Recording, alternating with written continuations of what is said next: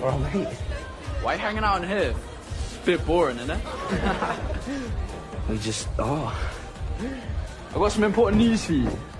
Yeah, what? Tara Jones is here. So what? This is your big second chance, mate. Let's make it happen. They kissed when they were 13. Proper romantic. You should go for it, right? Come on, mate. Harry, come on. She's just down the corridor. Man, I haven't talked to her for like years. So, she's super hot now. All right, ladies.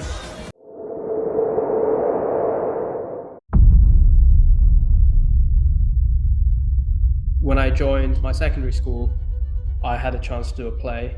And then at that play, I met someone who knew an agent. He said, "Hey, Ash, I've got a audition for this guy called Sai in Heartstopper." And I went through the audition process and somehow I got it. I've always been playing sort of Victorian characters, like Shakespeare characters. Trying to play someone who's just a regular human being was different. I don't think it was harder or easier. It was just a different skill set that I needed to learn. The main reason why Heartstopper is quite like breakout in its way is it doesn't try to be larger than life. None of the characters are too, grand or too dramatic. The stuff that goes on is something that you might see every day in a school. You can put yourself directly into the shoes of the character without having to change much of yourself. Obviously the next series is coming up soon. Is there anything that we can expect? I think you can expect a lot more of how the relationship evolves between Nick and Charlie. Relationships are always linear. Things happen, things twist and turn, even with friendships as well. So I think there's a lot of dynamic friendship, relationship balancing that's going on in this season. It's going to be quite enjoyable for the audience to see. Here's the reality. Here are some things that I think will happen.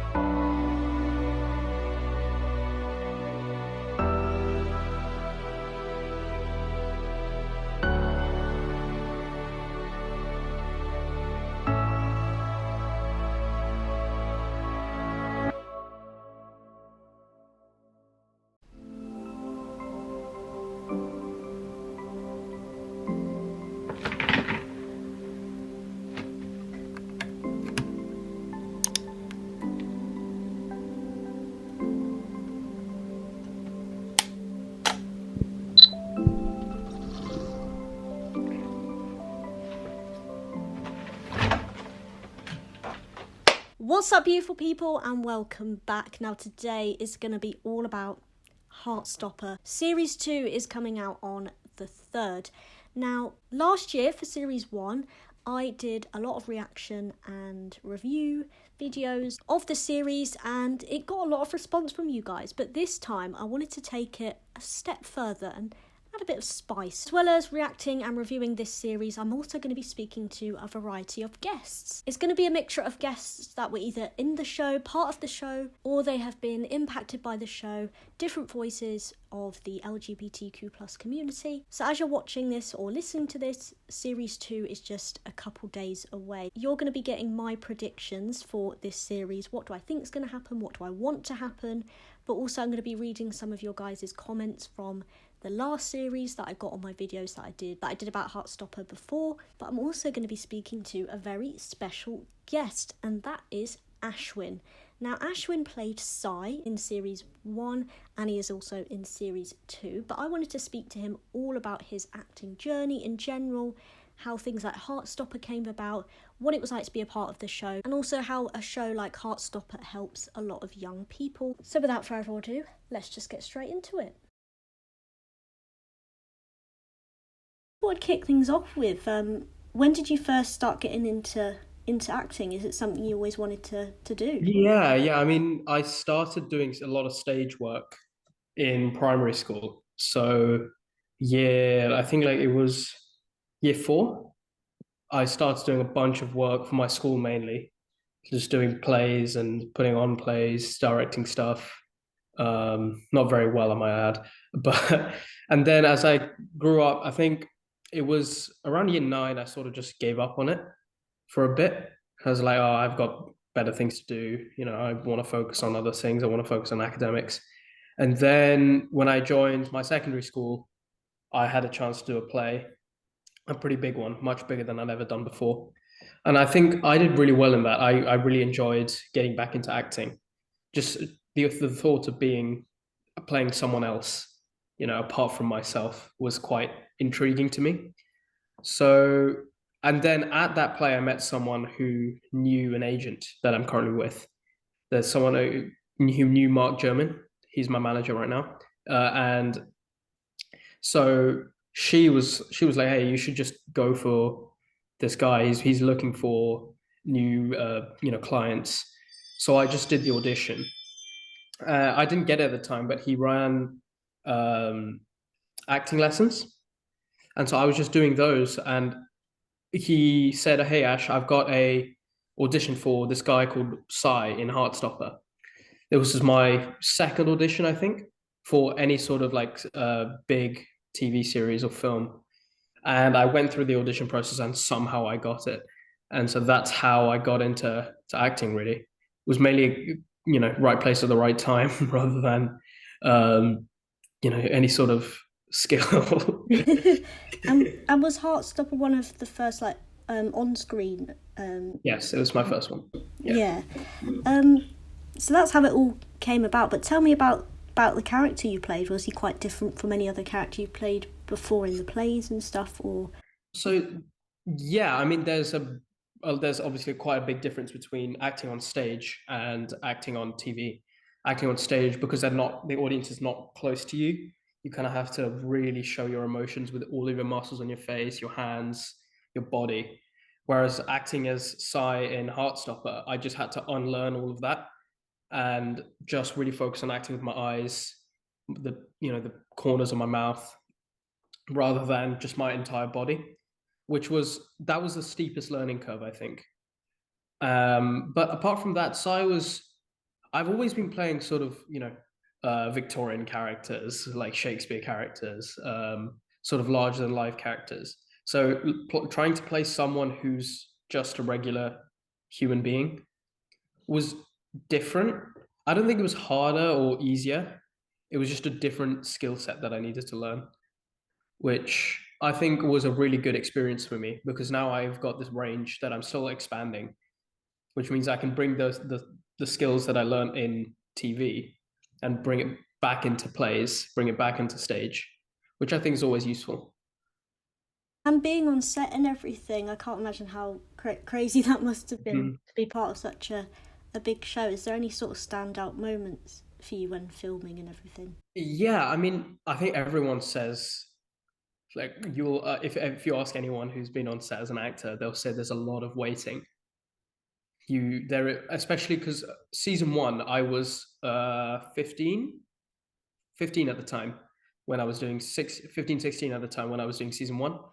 And so because of the child acting laws, I'm not allowed to be in camera for more than, I think, 6 or 7 hours out of the allotted 11 that I'm allowed to be on set for. So I'd have to constantly be waiting around in the break area. And that was one thing that was quite weird to me, which is while I'm sitting around, there's so much else going on. So for me, it feels kind of like, I'm just waiting around, just waiting to get on set. Whereas there's so much stuff going around you. The assistant camera directors, the first ADs and second ADs, just managing everyone. It's quite interesting to see how much grunt work there is behind the scenes, because I feel like there's a lot of emphasis placed on what the actors do and what the directors and what the DOP does. But I don't think there's as much recognition for all the managing, all the logistics that goes on in managing thousands of people on a set, hundreds of camera gear, which are really expensive, safety of everyone, especially during COVID.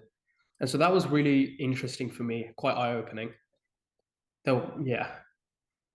Definitely. And when I've spoken about and reacted to Heartstopper on this on my channel and stuff before, a lot of people have said that it's a show that really helped them and a lot of young people, because it covered a lot of issues that people will go through in school. So why do you think a show like that can really help um, a lot of young people that maybe Mhm. that other shows haven't really done? That's a good question. I think the main reason why Heartstopper is quite like breakout in its ways, it doesn't try to be larger than life. None of the characters are too, grand or too dramatic. The stuff that goes on is something that you might see every day in a school. You can put yourself in directly into the shoes of the character without having to change much of yourself. And I feel that's what's really accessible to everyone. The fact that I can relate to any one of the characters that are shown on the screen makes it so much easier for me to bring parallels between the characters that I'm seeing and my life, which then I feel I was talking to a few of my friends when they first saw it, they were like, oh, I related to this character so much because of one thing they said or the things that they were doing, their mannerisms. And I feel like Alice has really created a universe in which it's almost identical to ours, which really helps bring the audience into the mindset and the shoes of the characters, which then helps, me and you think about our lives differently. That's what I really liked about it in a sense, because they managed to cover so many things without needing to overcomplicate it in sense of the storyline or um, and things like that. But obviously the next series is coming up soon. I don't know how much you're allowed to say, but is there anything that we can expect? Um, I think you can expect a lot more of how the relationship evolves between Nick and Charlie. The relationships are always linear. Things happen, things twist and turn, and even with friendships as well.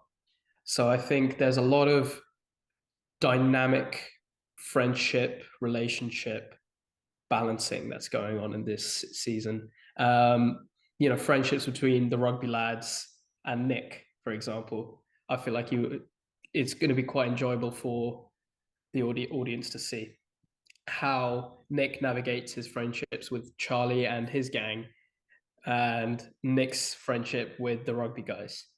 I think that's quite an interesting dynamic this season explores, and also how Nick starts to let go of his sort of toxic masculinity, in background, being hardcore rugby guy, and sort of finds a nice middle ground between Charlie's way of life and the rugby guy's way of life. And I think that's really nice. It's a really nice evolution of Nick's character. And you also see all the other characters evolve, Isaac, Tara, Darcy, Tao, Elle. And I do think there's a lot more world building going on as well in this season. There's a lot more, you get to see teachers' lives. You get to see more of other characters, which may not necessarily be directly for the story, but really help set the atmosphere, the tone for Nick's life, Charlie's life. Brilliant. And in terms of sort of what going forward for you in terms of acting and everything, like you said, you just finished your studies and everything, so you're probably wanting a break, I can imagine. But is there any other like upcoming projects that you have in the pipeline, or any like sort of dream acting roles that you would love to do? So in the pipeline, I've got one or two short films coming up, hopefully. The problem with them is they keep getting delayed, funding issues, filming licenses, that sort of stuff. So I'm still waiting on one of them to come back.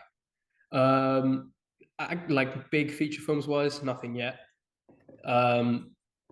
It's just been really hard because I've always been getting so close. I've always been getting like top 3, top 2 choices, and I've always been said no, which is quite not demoralizing, but it's tough to get rejected so many times. But that's just a way of an actor, That's just how you got to just put up with it. Dream acting role, I think it would be a character. If it was a character, I think it would be a character that I would like to play a Joker type character. I've always leaned towards those more psychotic, crazy type characters, but not in an over dramatic way, in a sort of more subdued, um,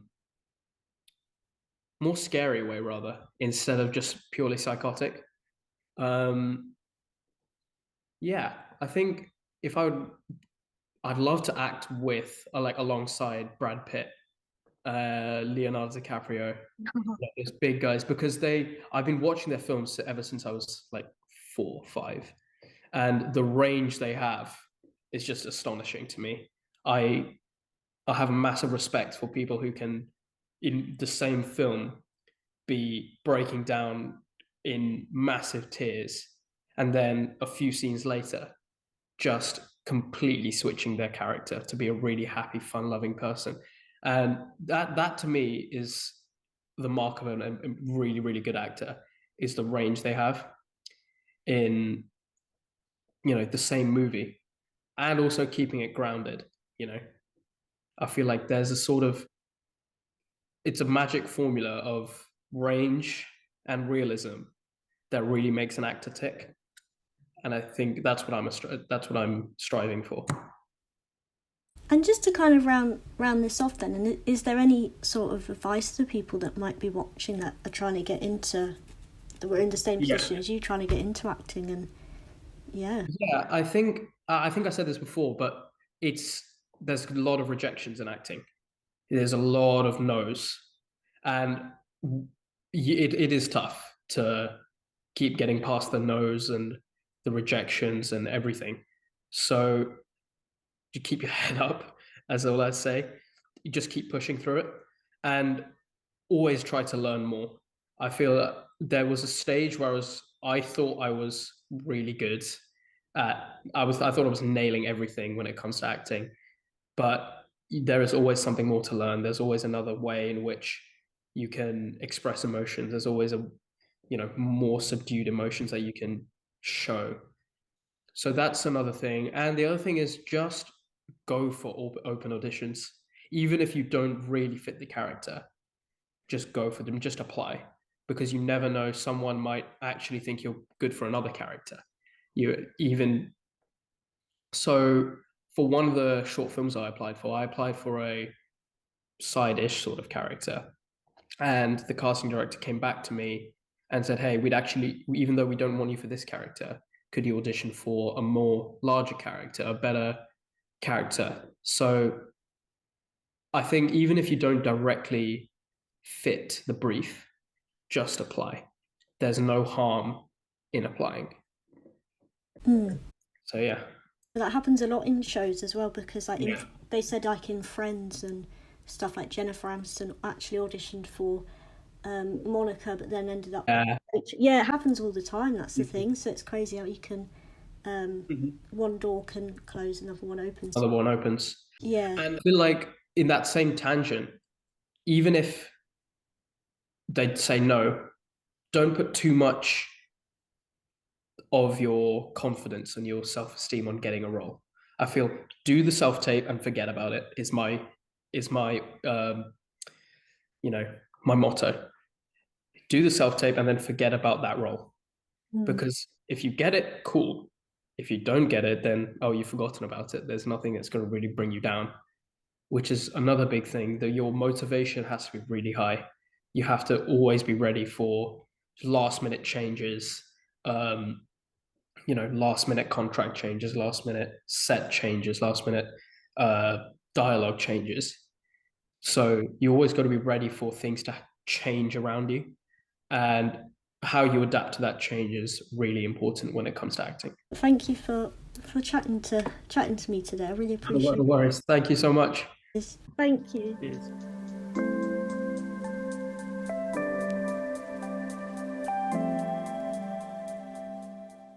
Let's just get straight into my expectations. What do I want to happen? Let's start off with Teo and Elle. I've had a mixture of opinions about this. Obviously, towards the end of season 1, we saw them getting a little bit closer, and we basically saw Elle flat out admit that she likes Teo. I was going to say love, but I don't know if I'd go that far just yet. I actually do want them to get together. I think they're very well suited in the terms of like their chemistry. They really get on. Is it a risk because they're close friends? Yes, it kind of is, you could say, but I do think they're well suited. They're cute, and I don't know, their energy just matches, and I feel like they couldn't live without each other, but that might just be on a friendship basis. I guess they actually have to be attracted to each other, which I think they are, especially from Elle's side. Teo's, we don't really know his side yet. In an ideal world, I want them to get together and have a nice little cute love story, because we've seen a lot of Nick and Charlie. I'd like to see more of them. What we do know is going to happen in season 2, and this has been confirmed by the creator of the series, Alice Osman, is that season 2 is going to be like a lot based on Nick coming out to everyone that is close to him and that he knows, including his parents and his friend. As we saw at the end of season 1, he did come out to his mum, but it is predicted for this season that it's going to be very much a lot of that. We're going to see a lot more of his coming out journey, basically, because as far as we've been left, no one really knows. So what I would like to see in terms of that is I'd just like to see, I guess it's kind of obvious, I would just love to see him have a really amazing, accepting coming out story. In reality, sadly, that's not always the case for people. Basically, I would love every reaction to be how his mum reacted, but I don't know. I guess they also want to portray what it's like when that doesn't happen, so I'll get into more what I think is going to happen in a minute. I want to see a lot more of his parents. Speaking of family, I do want to see more of Charlie's family as well. Like his sister, we saw like bits of, but we didn't really get to see her much at all. She just popped up in the odd scene. So I'd like to see more of her because she's really funny. And I think the fans of the show liked her as well. She had a lot of good one-liners. There's a lot of friendships that I want to see in season 2. I want to see a lot more like stuff between Nick and Imogen, because I think she knows what's going on with him. They're going to form a really cute friendship, I think, and I want to see that. I want to see Nick make some friends that aren't like the friends that he has. I think he needs some like nicer, more accepting people around him, and I think she's definitely one of them. I feel like she was one of those characters, Imogen, where at first everyone was like, oh my god, she's so annoying, but I kind of grew to like her. We didn't see too much of her after the whole asking Nick out thing, but yeah, I'd like to see his friendships more, especially with him and Tara as well, because I feel like I could see a sense of her helping him kind of get through what he's going through, because she went through the same thing with her story. So I think, yeah, I'd love to see more of the friendships of that side. I see a lot more of Charlie's friendships than I do of Nick's friendships. I basically want to see Nick form some nicer friendships is what I'm trying to say. And more of Tara and her girlfriend as well, because they're really cute together, but we don't really know too much about them yet. Yeah, and they had a cute friendship with Elle. One thing we really do not see at all is the teachers. What I do want to see is a lot more of them tackling the homophobia and the bullying, because so much stuff goes down at that school, as we've seen in season 1, and we never see we see like one teacher occasionally speaking to Charlie. We never see the others, and it's like there's stuff going on in the school that they need to like tackle. They have responsibility to, you know, help with that, and I want to see that in season 2. That's one thing I do really want to see. Here's the reality. Here are some things that I think will happen. So with the whole Teo and Elle thing, basically I think Elle will admit her feelings to him, but I think Teo will reject her at first. I don't know why. I just have a feeling that he's gonna at first hide his feelings because he doesn't want to ruin their friendship, so he rejects her at first, and then they have a big fallout, because I think the producers will want to do that to create a bit of a storyline. Maybe it'll be too plain sailing if they just get together and they're, you know, Romeo and Juliet straight away. This is a TV show, they want to keep people hooked. Yeah, I think they will have a bit of a up and down journey in season 2, but who knows. As for Nick coming out and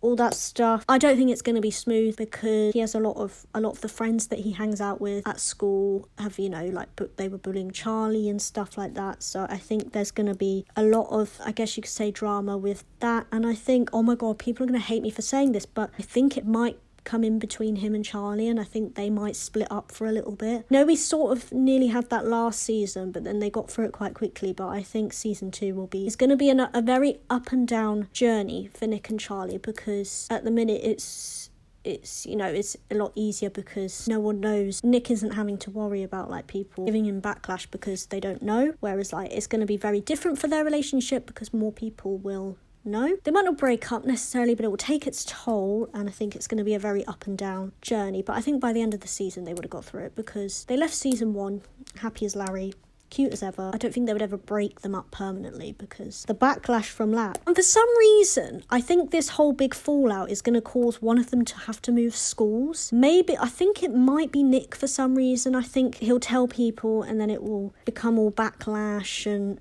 it will be very difficult and not accepted, and then he'll have to move schools or something like that, or he'll get bullied, or it will happen with Charlie, or one of their parents will make them move schools. I just have a feeling something like that will happen, and then they will come back. Something like that. I think it's definitely going to like drive them apart, but I think by the end of the season they'll be okay. Let's move on to some more stuff that we can expect in season 2, because those were just a few things that I think are going to happen, but here is some stuff that's been confirmed. New characters. This is going to shake things up a bit, I think. So obviously we've got Belle Priestley from TikTok. She's going to be playing a character called Naomi, and in the story, Naomi is friends with Elle. So I think because she's friends with Elle, she's going to be very much involved in the storyline. I think she'll be very much involved in the Teo and Elle thing, if there is an up and down storyline with that. So I cannot wait to see what her character's like and what part she'll play in the story. So I think she'll be very involved. We've got Ash Shelf, who's playing a character called Felix. And then this one is going to be very interesting to see, and it's going to play a massive part in Nick's coming out story. We've got Thibault de Montalamont,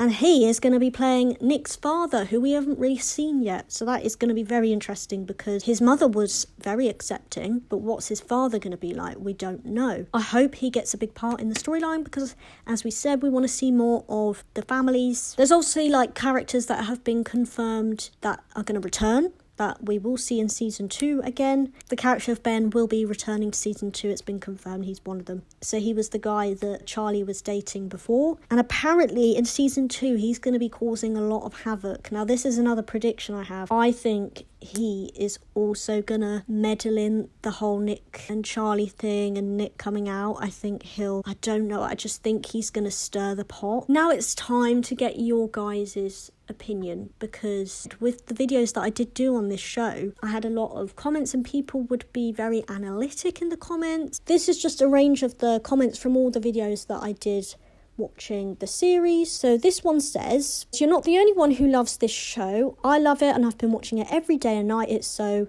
love and warming, and everything about the show, it just tells you everything what can happen in our lives, the bad and the good, and sometimes it's hard for people to come out.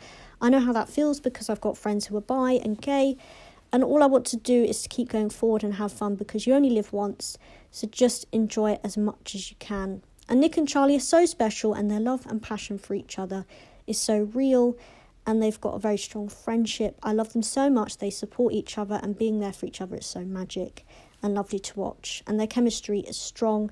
They're meant to be together, and I love how Nick came out to his mum. That will make everyone cry. I did. That was so loved, and I hope if people who haven't come out yet wish them, this will help them and give them courage to open up about how they're feeling inside." I just thought that was a really lovely comment. We've got some more like analytical ones as well, and this one I thought was very, very analytic, like they're analysing the language. So it says, "I tend to think that I love liking you," because that's what Nick says to Charlie quite a bit, is Nick's way of saying that he isn't and never was ashamed or unsure of how he felt about Charlie, even while questioning what that meant about his sexuality. The comparison would be with Ben. Ben liked Charlie, but hated the fact that he did. I guess that's an interesting one, because you could easily say, oh, Ben never liked Charlie, otherwise he wouldn't have treated him the way he did. But I guess you could argue he obviously did, because he wouldn't have spent any time with him if he didn't. But I think the problem with him is that he was more ashamed of how he was feeling, whereas Nick's not necessarily ashamed. It doesn't seem he's more afraid of, you know, the big change that's going to happen when he like tells everyone. Not the big change, but the reaction. But he's not necessarily ashamed how he feels. He's more scared of the reaction, whereas Ben came across as like he was ashamed as to how he was feeling. I love this episode because one of the things it does is models healthy relationship and communication skills. Open, honest communication is the way to solve conflicts and problems is so important, and usually not what we see on TV because people want the conflict and not the drama. It's really important to show healthy relationships and friendships and communications like we've seen here. Even Imogen, though she was obviously unhappy with not being able to date the cute, sweet, popular boy she has a crush on, seems like she understood what he was telling her, appreciated his being honest with her. Not just that he didn't want to go out with her or didn't like her that way, but why he felt that way, because at the end of the episode she's sitting next to him and honestly covering for him with the other guys when she could have easily been vengeful and vindictive and told him that he dumped her and why she thought that happened. She didn't do that, and she took the blame for herself for the date not working out, and she was the one still sitting next to Nick at the end of the interaction with the other boys. So I think she showed that yes, she could be an ally like she told the girls previously that she was. And to be clear, this was just my analysis based on what happened in this episode specifically. So if you're not sure yet, this was the episode where Nick turned Imogen down. Here's a more different comment, a bit more controversial. I think this show can feel confusing because we're used to TV that plays with our emotions and minds a bit more. One of the reasons this show is so delightful, that more or less what you see is what you get. If someone is imagining something, there will be an animated background and a change in music, soundscape, otherwise. You can take it as real. To be fair, I agree with that. At first I found it confusing what they were imagining and what was real. As the episodes went on, I kind of grew to understand that, and actually I quite like that because I don't like it when shows don't make that clear. The most comments I had really were about Teo, a lot of them, because at first I didn't really understand his character that much. I kind of thought he was a bit possessive and a bit controlling, but then a lot of people explained in the comments he's very much afraid of being alone and all this stuff. So I had a lot of comments like, Teo and Elle were best friends when she went to the boys' school before she came out as trans. He misses her a lot and doesn't want their friendships to change. Even though she's now at the girls' school, having Charlie start spending time with Nick is further triggering Teo's feeling of abandonment. And you also need to remember that Teo's 14, and that's completely fair enough as well. I do get that. I think I was a little bit ignorant in the beginning when I was watching it. Teo is afraid that he'll be alone and feel lonely, as now Charlie is just going out with Nick. And then they did say at the end and Teo was kind of jealous too. I kind of thought that at first, but now I don't think that. I think he's just a protective friend and he's always stuck up for Charlie. Thank you so much to everyone that commented because, yeah, I love reading through them, getting your perspective on such a good show, as we say. Thank you so much, guys, for listening / watching to this episode. I'm so excited for Heartstopper Season 2. You will be getting all my reactions to it as well as hearing from some really inspirational people. So I'm very, very excited. Please subscribe and give this video a thumbs up if you're excited for Heartstopper. I'll see you in my next one. I'll be speaking to another very special guest as well as reacting to episode 1 and 2. 2 for the price of 1. What more could you want?